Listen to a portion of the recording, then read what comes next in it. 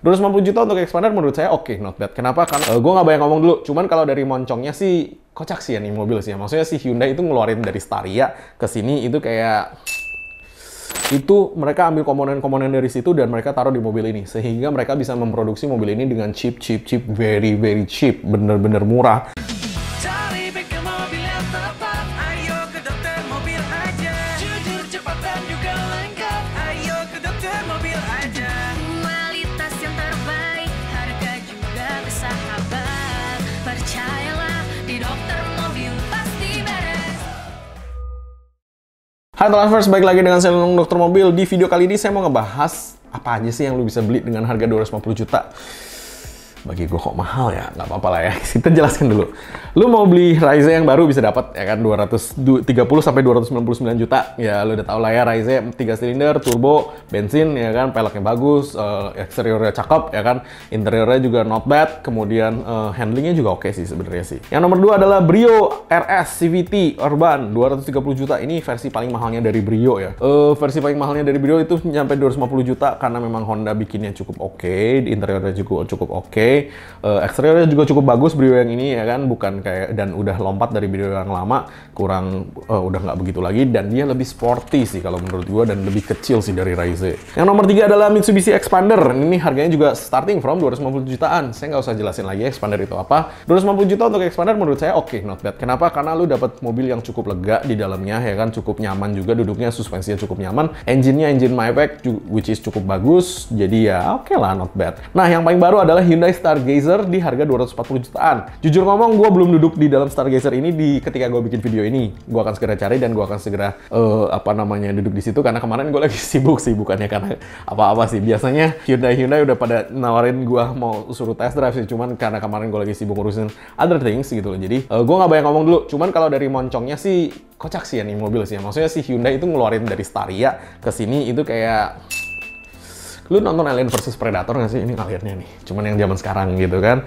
Nah, mirip-mirip gitu tuh, gitu loh. Cuman kalau handlingnya pakainya nanti ya, gua cek dulu satu-satu.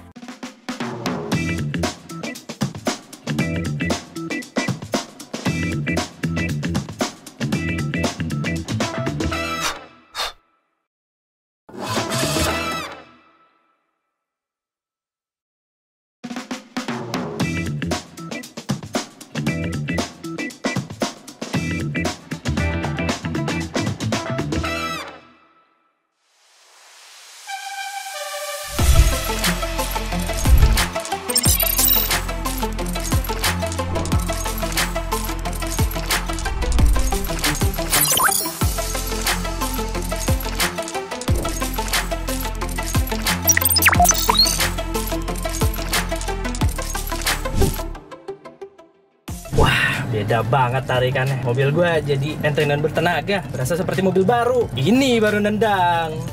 Tune up Jetty di Dokter Mobil. Ini baru nendang.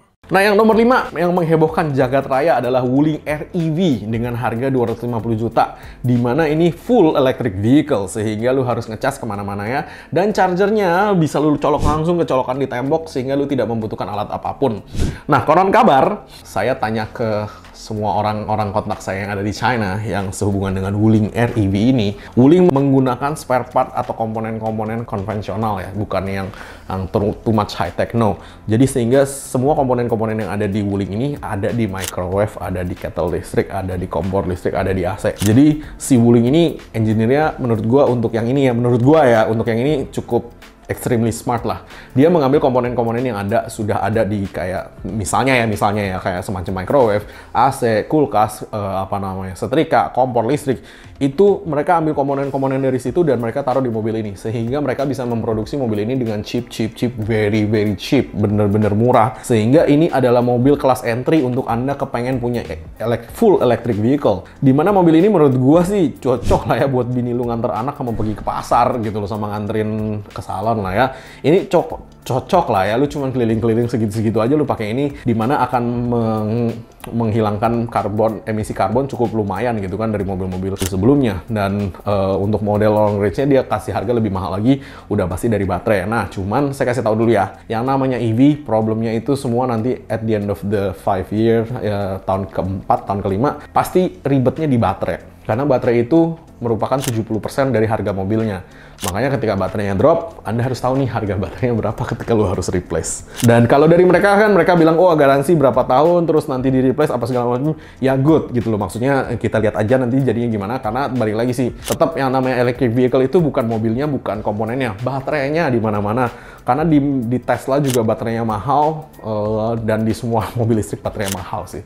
Anda harus tahu itu dulu ya, jangan ngomong yang lain-lain dulu. Karena saya orang teknik, saya mengerti nih yang paling mahal, yang paling cepat rusak tuh apanya nih gitu loh.